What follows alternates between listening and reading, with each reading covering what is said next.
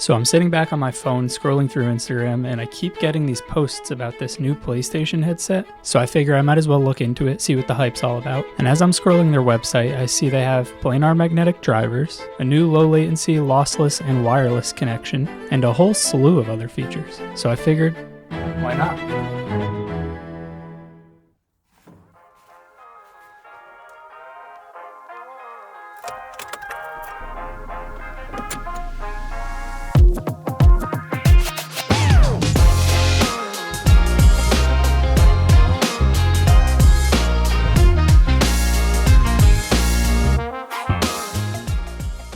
Alright, so if you're new here, welcome. This is a series I call 7 Days in 7 Minutes, where I try a product for 7 days. If I like it, then I keep it. If I don't, then I bring it back. So the plan, day one, test connection, how the simultaneous Bluetooth works, how easy it is to connect to PC, things like that. Day two, we'll go over sound, how the planar magnetic drivers sound, what might sound different compared to some other gaming headsets you've tried. Day three, we'll delve into the software, the EQ settings, some other hidden settings on the PlayStation side. And day four, I figure I'll have a pretty good idea of the comfort at that point, so we'll talk a little bit about comfort, build quality, and the longevity of the headset itself. And day five, we'll get around to the microphone, how it sounds, and I'm really curious to try out the AI noise reduction. So we'll do a little test, see how that works. And then I'm leaving day 6 and 7 open-ended in case there's anything else I feel like I need to talk about. But for now, let's get these inside and unboxing.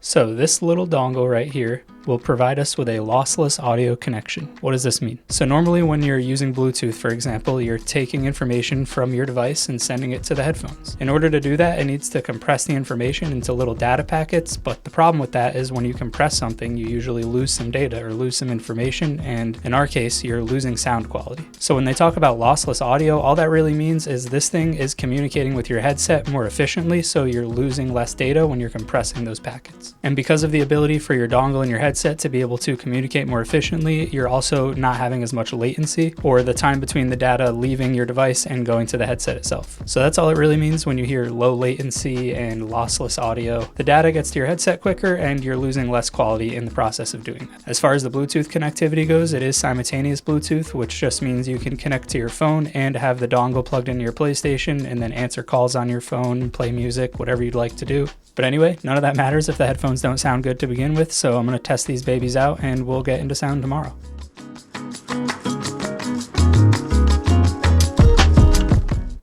So quick editor's note, I did find a frequency response graph reading for these headphones online, and it does differ a little bit from what my first impressions were. So I was wrestling with the idea of just taking this portion out completely, but I figured it is important to know my first impressions from a subjective standpoint. So we'll get into the more objective stuff with a frequency response graph reading later, but for now, here's my honest first impressions of the headphones.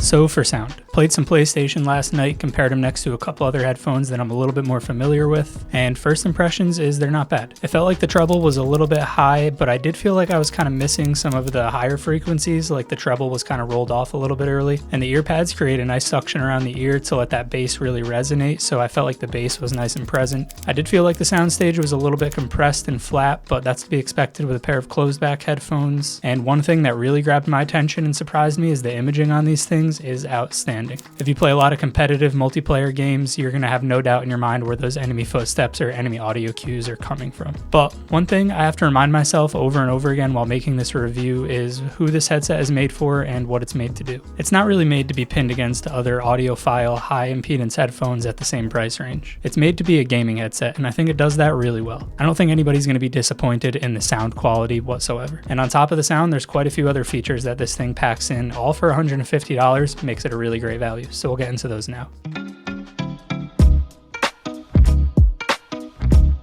So before we go into the software settings and what they are and what you can change, it is important to note that they will carry over to PC. So if you have a PlayStation and a PC and you set the headset up how you like it on the PlayStation, all of those settings will carry right over to PC. So first things first, if you're at your PlayStation home screen, you go up to the top right, settings, and then scroll down to sound. If you click on that, you'll find your 3D audio settings for headphones. I recommend setting this up first. You can compare the two. It'll go through a couple different prompts for you to get the right three-dimensional audio for you. And even if you decide you don't want to use use it, I think it's best to make that decision before you start EQing things. Now with that out of the way, you can either press the PlayStation button and go down to sound on your little hot menu down here, or on the headset itself, you can triple tap the power button and it'll bring up that same menu. So in here, you'll have your volume slider in case you don't want to use the buttons on the headset for whatever reason. And then under that, we have our EQ presets. It's going to automatically be in standard. It provides you with a bass boost, a shooter, and then 3 personal options that you can play around with. Now, I don't have some sort of secret sauce for like the best EQ settings. I'm not going to try and provide that. As time goes along, maybe people will drop some EQ presets out there that you can try out, but just keep in mind, sound is subjective. So what might sound good to one person might not sound so great to another.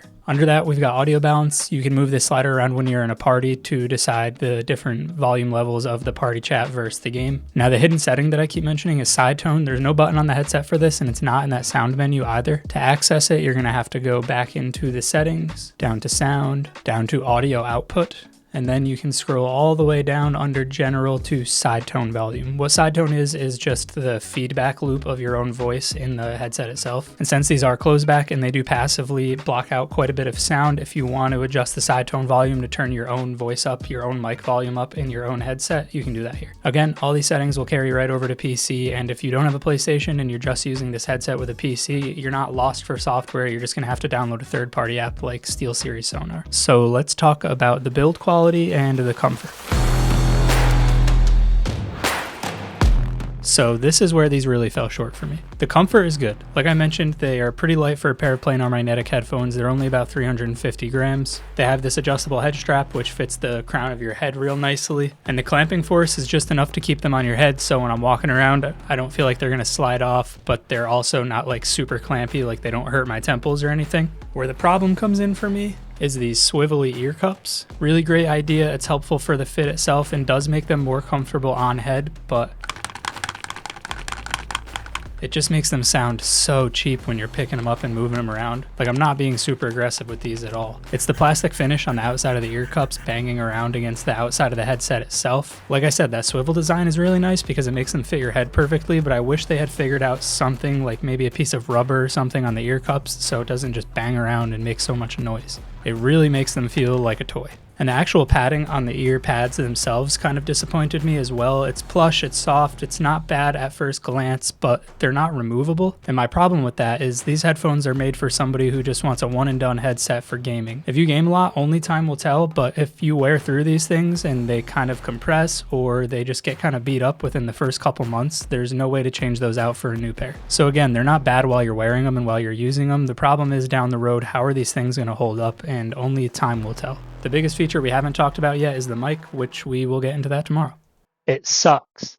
I mean, not really. Same thing I said in the sound section. You got to think about who this headset is for and what it's made to do. It's made to be a gaming headset. I don't think anybody's picking this thing up planning to stream with it or do any voice sensitive work. It works. Your comms are going to be heard. Your friends are going to be able to hear you. And that's all that really matters. One cool feature it does have is this AI noise reduction. So we'll do a quick little test so you don't have to hear this bad quality audio for too long. Microphone A is going to be my normal mic that I use for voiceovers that you're listening to right now, and mic B is going to be the headset mic that you're listening to now. This right here is a vacuum. You already know how this is going to work.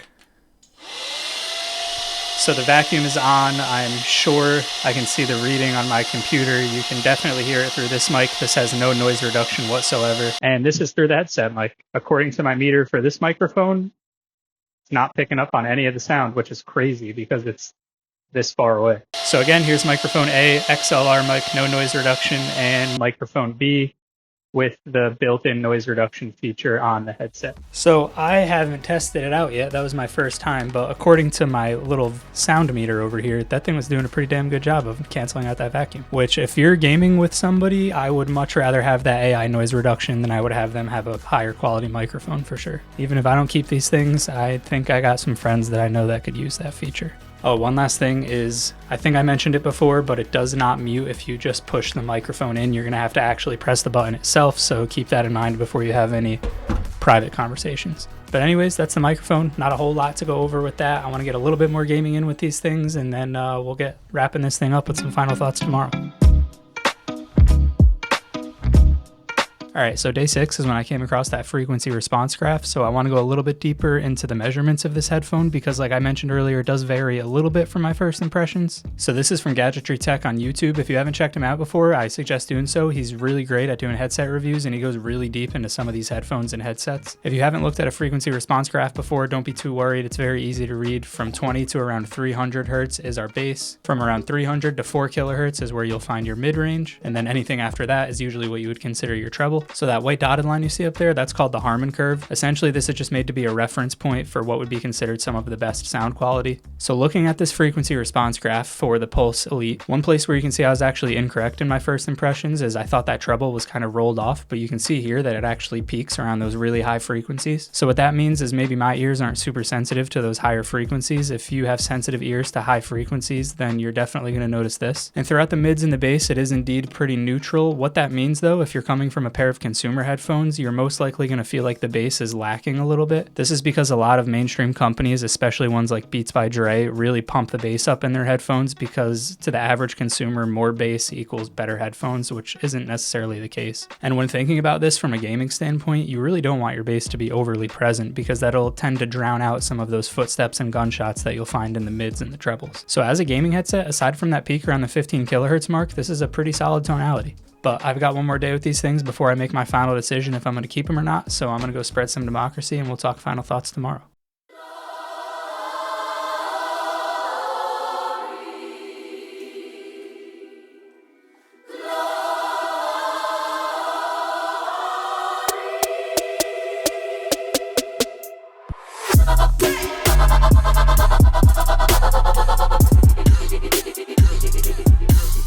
Oh my.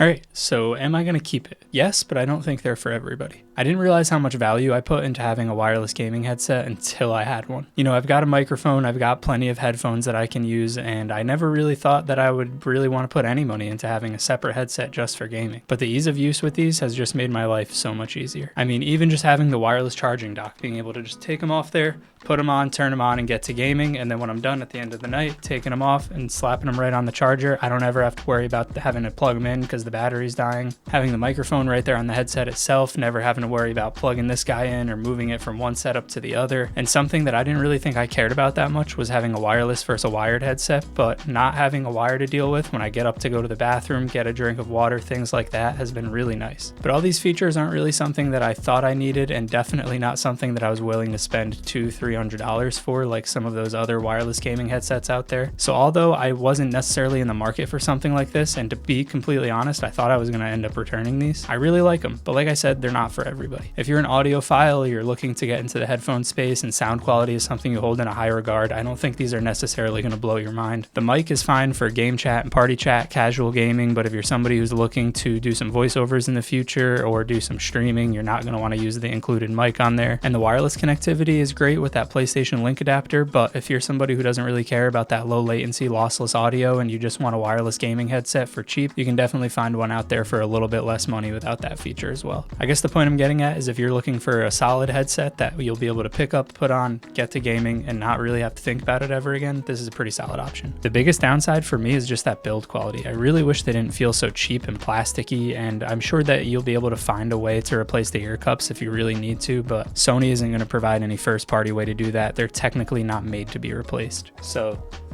that's the PlayStation Pulse Elite. The headset I didn't know I needed. If you have any questions, corrections, suggestions, let me know down in the comments, and otherwise I'll see you guys in the next one. Peace.